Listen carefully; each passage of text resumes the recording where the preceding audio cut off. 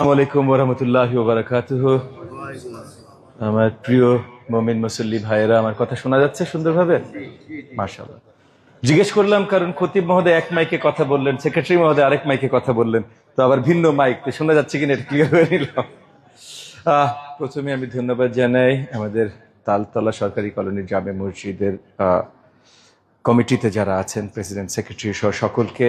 আমাদের খতিব মহোদয় অত্যন্ত তরুণ খতিব, আমি দেখেও আনন্দিত। আসলে তারুণ্যর জয় জয় গান আমাদের দেশে, মাশাআল্লাহ। তো আমরা সেটাই দেখতে চাই। আমি সেক্রেটারি মহোদয় একটা পরিচয় করালেন যে আপনাদের অভিভাবক, মাননীয় মন্ত্রী, সরকারের এটা সেটা। আগারগাঁও তালতলা সরকারি কলোনিতে আপনারা যারা বসবাস করেন, আমরা সবাই সহকর্মী, কলিগস। আপনি সরকারি কর্মচারী, এই মুহূর্তে আমিও সরকারি কর্মচারী। মন্ত্রী সরকারি কর্মচারী হয়, সে তালিকার উপরের দিকে থাকতে পারে, সেটা বড় বিষয় না ভাই। পরিচয় সরকারি কর্মচারী, আমরা কলিগ, সরকারি কর্মচারী। আমাকে সেই চোখে দেখবেন, আমরা একসাথে কাজ করব। আপনাদের সব সমস্যা সমাধানেও আমরা একসাথে কাজ করব। আমার আরেকটা পরিচয় আছে, আপনাদের এলাকার জনপ্রতিনিধি। এটা আবার কর্মচারী না, এটা কর্মী।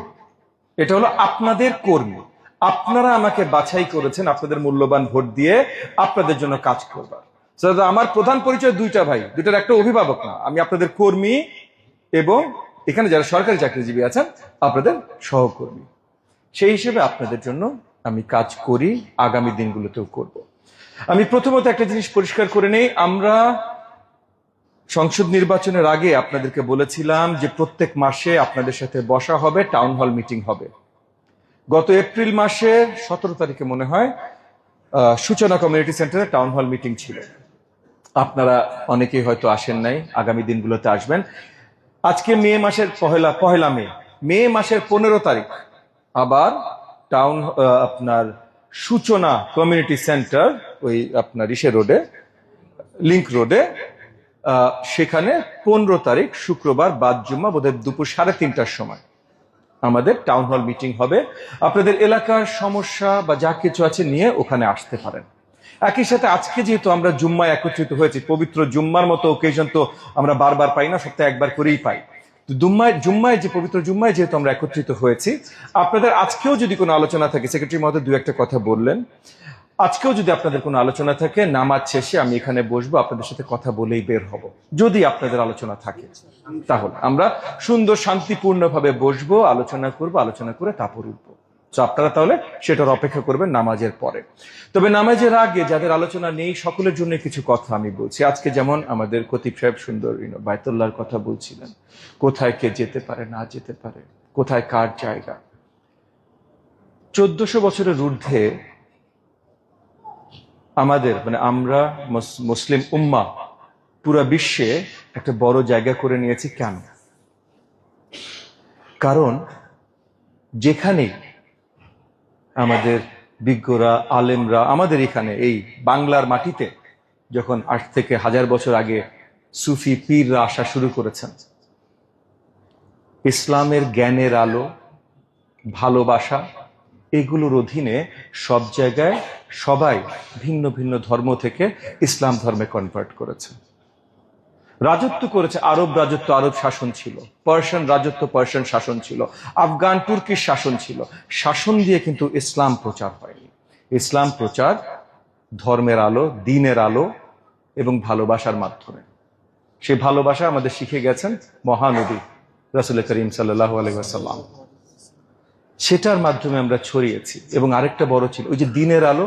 দ্বীনের আলোর পরিষ্কার একটা ব্যাখ্যা, একটা অপরিষ্কার অংশ হলো জ্ঞানের আলো। জ্ঞানের আলো, যেই ধর্ম শুরু হয়েছে ইকরা শব্দ দিয়ে, যেই থেকে শুরু হয়েছে। কারণ প্রথম মুসলমান সাল্লাম, বিশ্বের প্রথম ইনসান ছিলেন হযরত আদম আলাইহিস সালাম।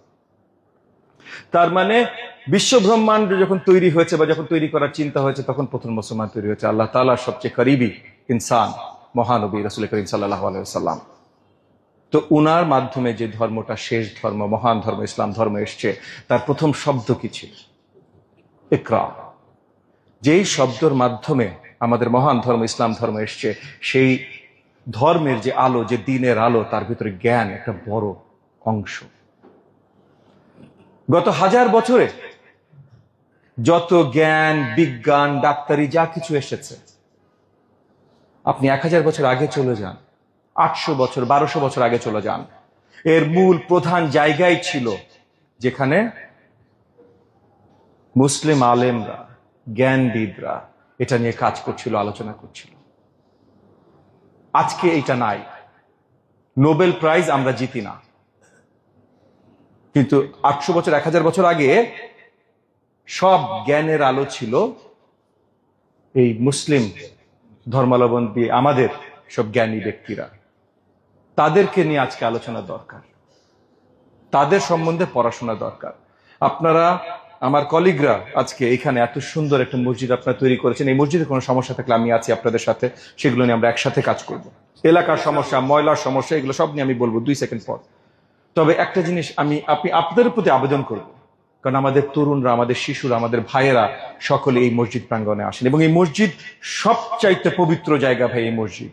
কারণ এইখানে আমাদের কোনো ছোট বড় নাই, কে বয়সে ছোট কে বয়সে বড়। ওই যে বয়সে ছোট আমার এই ফুটফুটে বাচ্চাটা আজকে একদম সামনের সারিতে বসা, এইখানে কেউ জিজ্ঞেস করে না ভাই। কে ধনী কে গরিব এইখানে কোনো জিজ্ঞাসা নাই, কে লম্বা কে খাটো এইখানে কোনো জিজ্ঞাসা নাই। এখানে আল্লাহ তাআলার কাছে আমরা সবাই সমান। তো এই মসজিদে যেন আমরা একটু জ্ঞান ছড়াতে পারি, এখানে আমি আপনাদের প্রতি আবেদন জানাবো, বিশেষ করে আমাদের তরুণদের জন্য।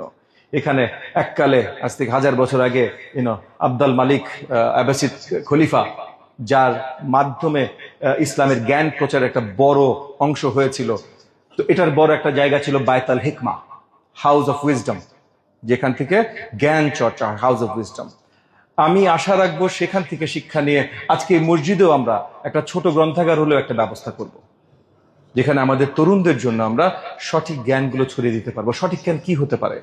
সঠিক জ্ঞান অবভিয়াসলি কোরআনের তাফসীর থাকবে, হাদিসের প্রপার আলোচনা থাকবে, প্রপার আলোচনা, এবং একই সাথে যারা আসলে ইসলামের আলোকে জ্ঞান ছড়িয়েছিল, হযরত ইমাম আল গাজালি, আল ফারাবি, আল কিন্দি, ইবনে আরবি, ইবনে সিনা, এদের সবার আলোচনা এখানে থাকবে, যেন আগামী দিনগুলোতে আমাদের সন্তানেরা এই মসজিদ প্রাঙ্গণে যখন আসবে তারা দেখবে যে না ভাই, আমাদের শুধু মধ্যপ্রাচ্যের তেল বা আমাদের এই গার্মেন্ট ফ্যাক্টরি, লেবার সাপ্লাই, এটা শুধু আমাদের ইতিহাস না। আমাদের ইতিহাস পুরো বিশ্বে যত জ্ঞান ছড়িয়ে আছে, যেখানে আপনি জ্ঞানের চর্চা বা জ্ঞান শব্দটা শুনবেন, নলেজ, উইজডম যাই শুনবেন, এইটা 1000 বছর আগে যদি আসতে হইতো, শুধুমাত্র আমাদের মাধ্যমেই আসতো। সেই ইতিহাস যখন জানবো, সেই ইতিহাসের গৌরব যখন আমরা আসলে ফিল করতে, অনুভব করতে পারবো, তখন আগামী শক্তিশালী প্রজন্ম আমরা তৈরি করবো। এগেন আমি একটু শিক্ষা জ্ঞান নিয়ে কথা বললাম, শিক্ষাঙ্গনে আমার কাজ, আমার মন্ত্রণালয়ের কাজ, তবে আপনাদের এলাকার সবকিছুই আমার দায়িত্ব।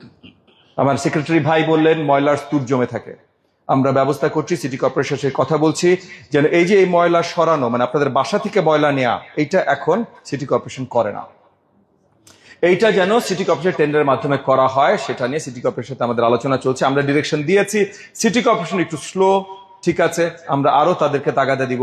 আগামী দিনগুলোতে আপনাদের বাসার ময়লা কালেকশন এগুলো আরো স্ট্রিমলাইন্ড হয়ে যাবে। আমি আশাবাদী মে থেকে জুনের ভিতরে এই জিনিসগুলো হয়ে যাবে, এটা নিয়ে আমি আশাবাদী। একই সাথে ময়লার স্তূপ যেগুলো জমছে, এগুলো নিয়ে সিটি কর্পোরেশনের সাথে আমি বৃহত্তর কয়েকবার বসে আলোচনা করেছি, কয়েকবার। এবং এগেন আপনারা টাউন হলে আসলে সিটি কর্পোরেশনের লোকজন থাকবে, তখন আপনারা প্রশ্ন করতে পারবেন। তাদের একটা দাবি হলো যে তাদের এই যে ময়লা বসানোর যে এটার জায়গা তাদের নাই, এলাকাবাসীরা তাদেরকে জায়গা দেয় না, সো র্যান্ডম একটা জায়গা তখন হয়ে যায়।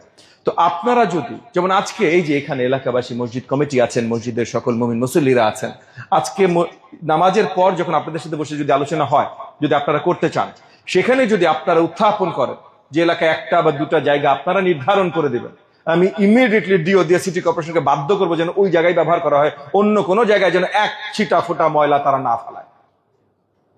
আমাদের সমস্যা আমরা মিলেই সমাধান করব, কিন্তু আমাদের একসাথে এই সমাধানগুলো করতে হবে। বিগত দিনগুলোতে কি হয়েছে এটা গুরুত্বপূর্ণ না, সামনের দিনগুলোতে আমরা কিভাবে করব এটা গুরুত্বপূর্ণ।